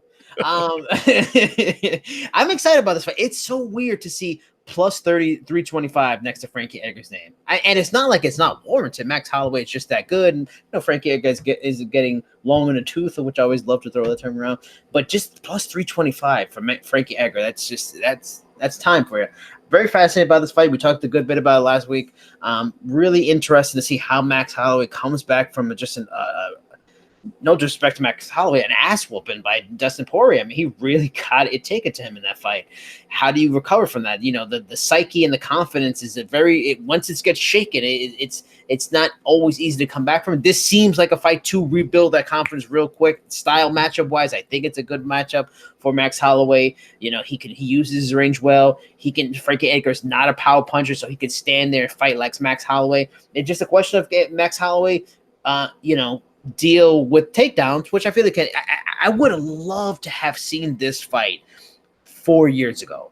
Like Frankie, when he first for Jose Aldo, when he first came down from 155, like that Frankie who was a little faster, a little more durable, a little younger. That fight would, that would have been a bit of a pick 'em to me. That said, I'm going to go to Max Holloway. I would love to see it be a competitive, fun fight. Maybe Frankie Edgar go full on Pacquiao and really surprise us at a later stage of his career. But I got to go with Max Holloway. I love Max Holloway, and that dude's a hell of a fighter. Man, I think we all love a good Cinderella story. Yes, we all love an underdog. We spent the first sometime in the early segments talking at length about Rocky. Mm-hmm. We love an underdog. We love the underdog story. It ain't gonna happen here. And that's pretty sad. That's pretty sad. Like Frankie Edgar is one of the all-time greats. Make no mistake about it. He is one of the best fighters to ever grace the octagon, and his contribution to mixed martial arts should not be overshadowed in any way, shape, or form. However, he is fighting a buzzsaw in Max Holloway.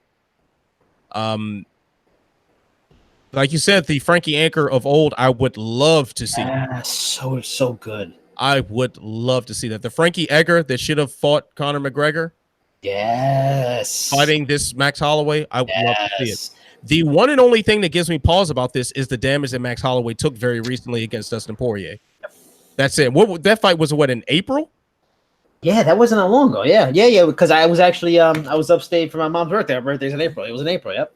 That wasn't that long ago. So, I mean, we're not talking about a lot of time after such a beating. And like you brought up last week, the up and down weight class changes. What is that going to do to him?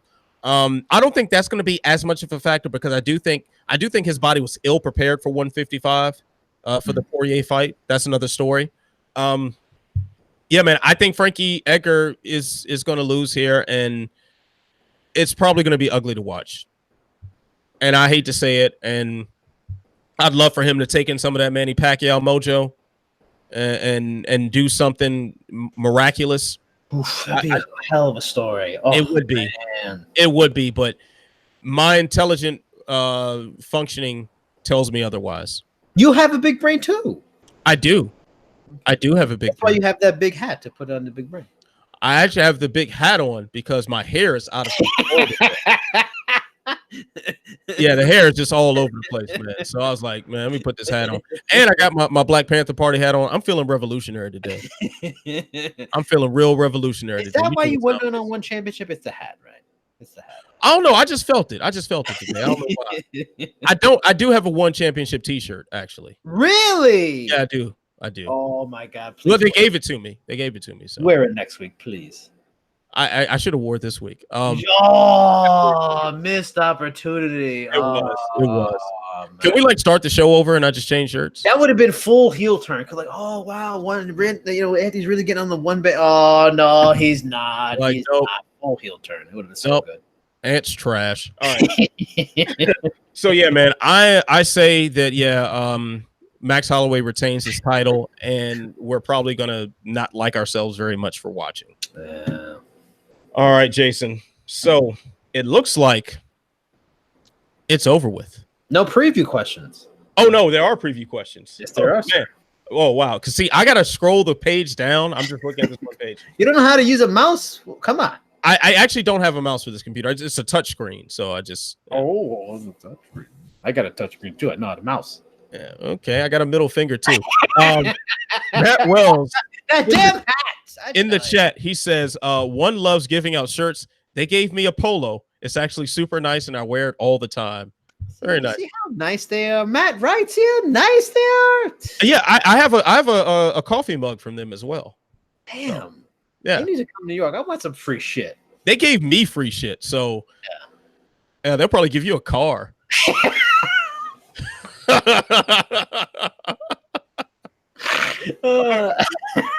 All right, so let's get some of these preview questions for UFC Newark out the way. You can find these segments chopped up and edited all lovely and shit on Sherdog.com for the upcoming preview article. So we got a question from MB23100 who asks, why are we getting Covington versus Lawler again? Lawler is coming off of 2 losses, and Colby won the interim belt and is on a 6-fight win streak. Is there an underlying story here? I mean, they're trying to make a story, and Colby's really trying to make a story with that whole Robbie left because they put a picture of Tyron Woodley beating him thing and all that stuff. Though I remember hearing a few years ago from someone that's familiar with ATT that Robbie Lawler was very upset with that fight. It's just they want to get Colby back in action. You got the ATT connection. You can throw out, maybe they train together. Robbie Lawler's still super popular. Hopefully I will be credentialed for that event, and I'm looking forward to seeing Robbie Lawler in person. He's not the guy he was a couple to 3-4 years ago, but he's exciting. Robbie Lawler is one of those guys that you want to see him compete. It isn't a relevancy fight. I mean, to me, it's a lose-lose fight for Colby. That's why he must really feel confidence in the matchup, and he took it anyway. And he wants to stay active. He wants to make some money, but it's a lose-lose. If he beats him, who's really going to be praising him? Oh my God, what a superstar! He's really the champion. He really has the real belt. He beat a guy like MB23100 mentioned. He's on a 2-fight losing streak, and if he loses, holy shit, he lost to a guy who's on a 2-fight losing streak. Who a lot of people were wondering if maybe he's past his prime. So.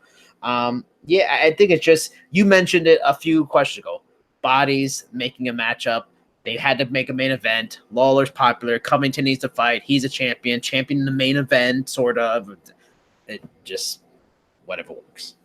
Yeah, I spoke with Mike Brown at UFC 239. That's the last one I went to. UFC 239 fight week. And he said very clearly, this was not about, the interim title or who was going to fight Usman next. It's this was simply the UFC needed a main event, and they called Colby, and he said yes. And that's it. So this is a pairing of 2 names that people care about. Whether you love or hate Colby Covington, you care about him. And of course, everybody likes Robbie Lawler. So you put these two names together, something crazy might happen, and it's a suitable main event. So I think that's really all there is. That's the only story to this.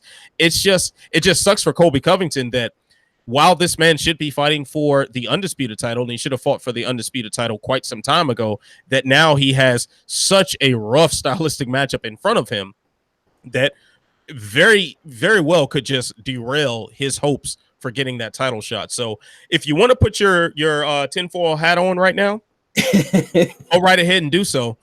Because I mean, Colby did run up on Dana White in the casino,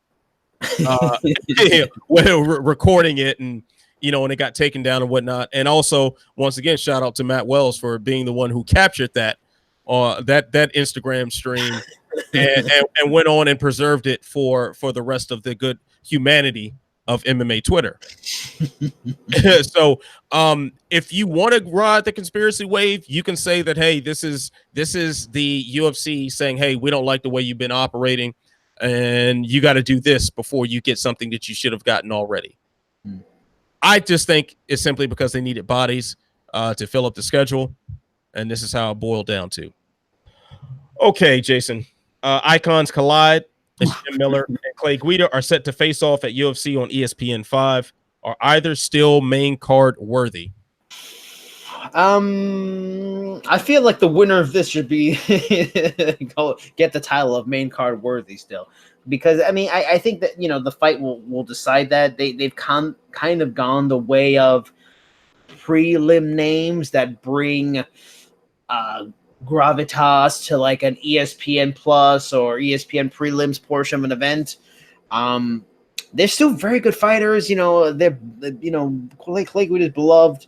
Jim Miller has been a long fighter, stalwart of the UFC, and a very good durable fighter. But are they main card fighters? If we want to be that tough of a question, main card fighters, I guess it matters on the main card. If UFC Newark, they're the co-main event. They're main card as it fucking gets. If it's like on UFC, what was the card with Adesanya, Gastelum, and what number was that? 236. 236, I think. Yeah.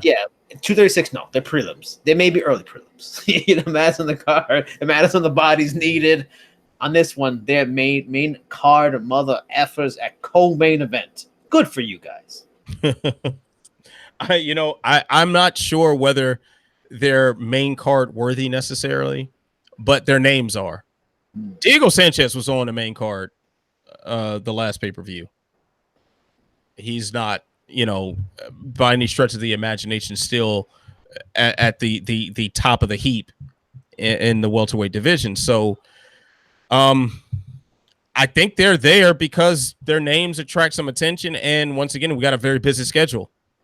Got a couple pay-per-views surrounding this, and all these big names are not always available. But keep in mind, this also is in New Jersey. Jim Miller is from New Jersey. He's a guy who's fought in his home state many times and attracted a big crowd there. So I think this is more about Jim Miller getting a hometown fight. And Clay Guida seems like an appropriate level of competition. And also, I'm curious as to what hairstyle Jim Miller's going to have. Jim Miller with a full head of hair looked sensational in his last outing against Jason Gonzalez. I want to see if Jim Miller with hair is like Samson. Let's see if he does it, man. I'm looking forward to that one.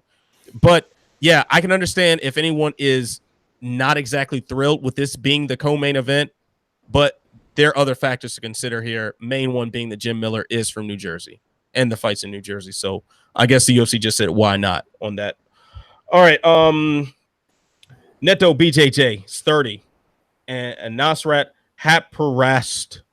Oh, I know I messed that up. Say that 3 times fast. Not even going to try that. He's went the distance in all of his UFC bouts, and he's only 23. Who has the higher ceiling? I was researching a little bit just to get more background. Like, I don't know them offhand. I had to look at stuff. But, I mean, I'm always going to err on the side of when it comes to ceilings, youth in this one, where it's not clearly defined as either guys are, superstars and they've already shown a ton so far. because with you, at least he has more room to make up more ground. At 30, it's going to be tougher. You're already setting your ways. It's tougher to kind of evolve as a fighter that far into a life, into a career. So yeah, I'm going to lean more toward hot press just because of the youth angle. But I mean, I think it's a real coin toss. I think either one of them could go either way. Yeah, I'm kind of with you on this one. I'm not really feeling one way or the other on this one, but when in doubt, I'll go with the side of youth. I'll also go with the guy who has the more noteworthy camp as well. So he's fighting Nasrat. I'll just stick with the first name there. He's out of TriStar, and that says a lot to have a mind like Faraz Sahabi in your corner as you're a developing fighter. Very big deal. Very big deal. So for that and him being the younger guy, I'll side with him, but who knows, man? I think both of these guys are such fresh products as far as how much we've seen of them in high level mixed martial arts. I don't think we really know enough just yet. This fight probably will determine a lot about both of their futures. Okay, so does Gerald Meerschaert have the best beard in the UFC? No, I mean I did a little looking on that one too. Have you mean current active roster? Still no, but how could you not like a Tank Abbott beard, a Roy Nelson beard, a Travis Brown beard? But I'm a big fan as a bearded man and a trimmed beard. I'm a big fan of like a good trimmed beard, like Conor McGregor, Andre Arlovski. Those are sexy beards. I prefer a nice trim, sexy beard. No disrespect to you and Anthony. You have a lovely beard. It's quite well coiffed, but it's not my style. But no, he does not have the best beard. Well, if you're looking for a guide to all things sexy, I think we're talking to the right guy, okay? So typically when you're talking about sexy beards, you're talking about Anthony Walker. But since I am not on the UFC roster because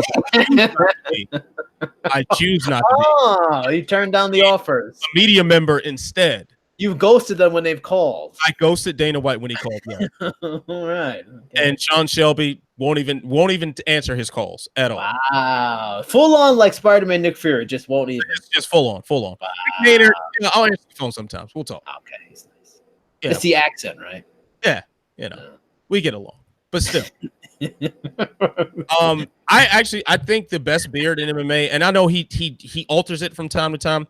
I gotta go with Tyron Woodley for the best beard in MMA. That's a good, nice, well trimmed, very nice. It's very well groomed, but it's also full. Yeah, and it's got like when I go to the barbershop and I get it like trimmed up and lined up right, yeah, that's the level we're talking about. Like, oh, that's kind of fly. Yeah. But yeah, I would be if I were on the roster the way they want me to be.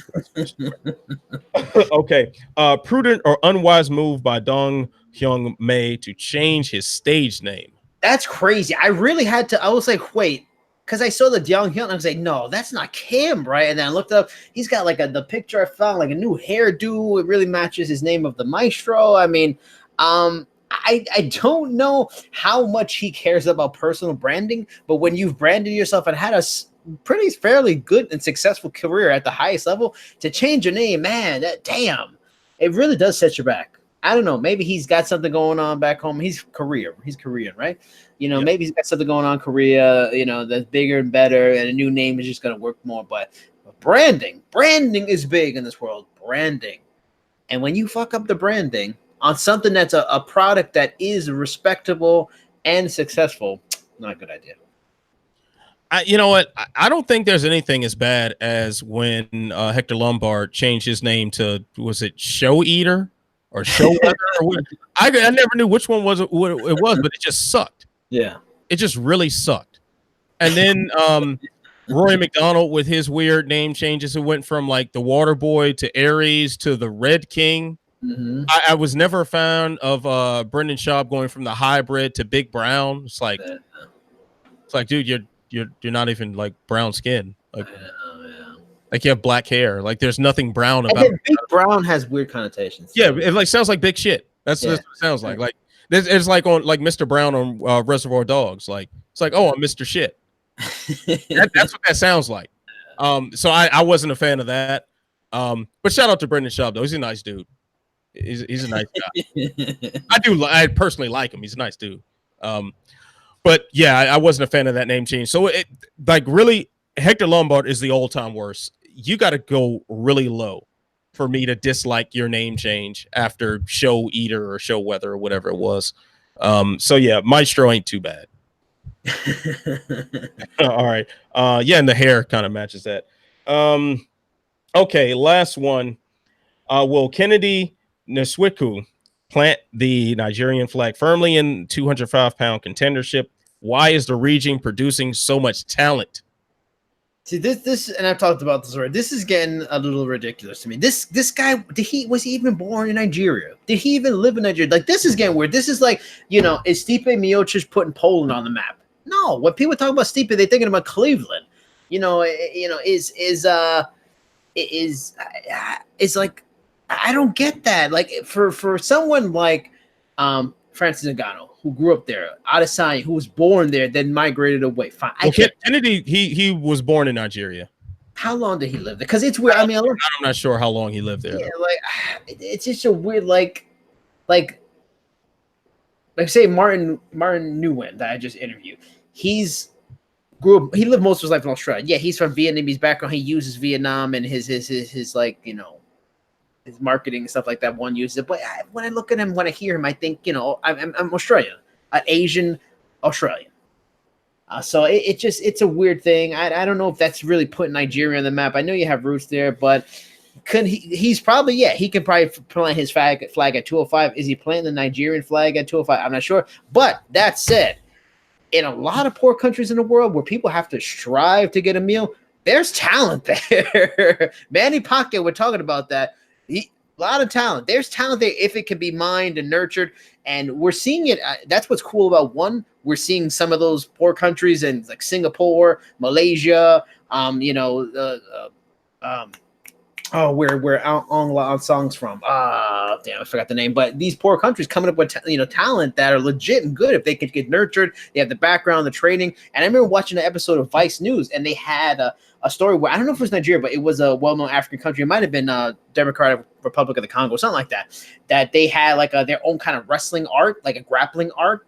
Yeah, I know what you're talking about. Yeah, and, those things, this martial arts where if it just, and I'm sure those guys were good at what they did, and they're very good athletes if they've been training any kind of like martial arts seriously. So, yeah, it's cool just to see somewhere in Africa in general. This way, it's a little weird way to do it, but to have Africa talked about as an MMA spot, I think it's pretty fucking awesome. Yeah, I think it's dope, man. I think it's more so why the region seems to be producing so much talent is because it's being paid attention to. Yeah, that's right. Somebody's just looking now. Yeah, they're looking for these guys to show what they can do in a cage. That's it.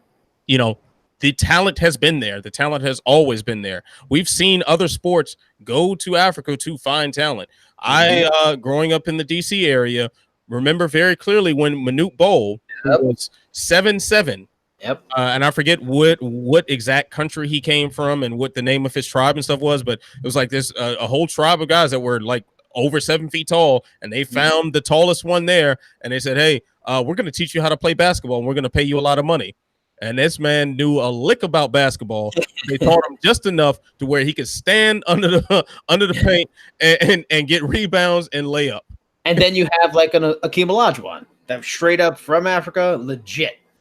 Exactly. So other sports have turned to Africa for talent forever, and it's about time that MMA caught on with that as well. So I mean, there's athletes everywhere. It's just about finding, fuck. In the 80s, were we really thinking that Europe would be mined for great basketball talent? No, but some of the best players in the planet now are from Europe and stuff like that. So there's athletes everywhere, as long as you're willing to look. That's why I like Combate too. They're going to South America to find MMA. Supposedly, Peru is a hot spot for MMA.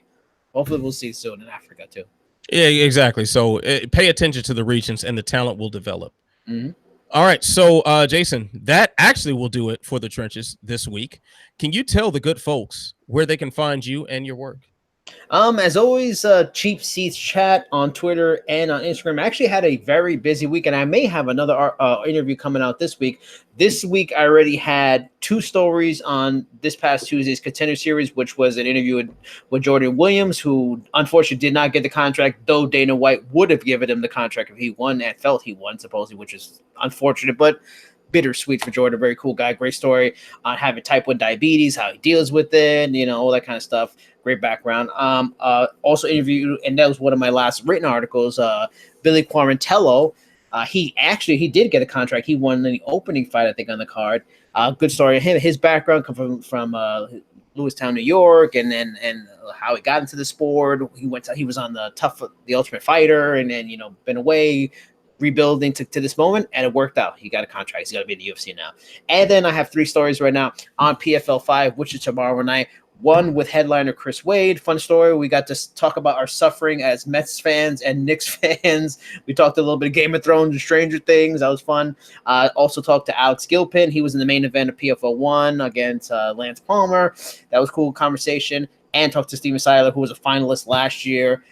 He lost his opening fight, so he's feeling the pressure of trying to avoid not making the playoffs this year. He even talked about there's maybe some precedent that PFL, if you don't make the playoffs one year, you're not guaranteed to come back for season 3. That's happened to some people. So all 3 interviews are on Sherdog now and have some really good ones. The Martin Nguyen is really fun, maybe one of my favorite interviews ever. Coming on next week, I was up to 2 a.m. New York time to talk to Edward Folayang from One Championship. He's on the card too for next week. That was a bucket list interview. And I got tonight, LA, 11 o'clock New York time, Zoila Frosto, who is on the Combate Americas card, also next week. But all those for next week. Until then, look at those stories on Sherdog.com right now. Cheap Seats Chat on the Twitter and the Instagram. You are a busy man. If you keep working hard, you might get promoted from petty officer to sergeant credential. So best of luck to you in that endeavor. I am Ant Walker. You can find me on Twitter at Ant Walker MMA. So what I have coming up, got Good, Bad, and the Ugly, the post-fight column that will be about UFC 240. I will be doing a live chat on my Walkout Network on YouTube. So go ahead, follow me on Twitter. Go ahead and get the details on that. I will be putting that out shortly, and we can all talk about the event right after it takes place. Also, Ask Ant, the mailbag column, will be dropping within the next couple of days. I'll gather up what questions were left over from this and answer a few of them for that. What else? Off the Chain, the panel discussion show. We got another one coming to you Tuesday. We record that Monday night. So any topics you want addressed on that, please go ahead, hit the Twitter up, let me know, and we'll throw it in there. And I believe that is it. So, Jason, you know what you got to do. You got to stay beautiful. Get a new co-host. That's what I got to do. I got to get a new co-host because I'm trying to do my sign off and you messing it up. So make sure. Very militant. I know, man. It's a Panthers hat, man. I'm feeling it. So you know what you got to do, everybody. You got to stay beautiful. You got to stay positive. You got to get yourself a One Championship t-shirt. Yeah. And through it all, you must stay sexy. I will see you when I see you. Peace. Matt really upped you. He got the polo. I want the polo.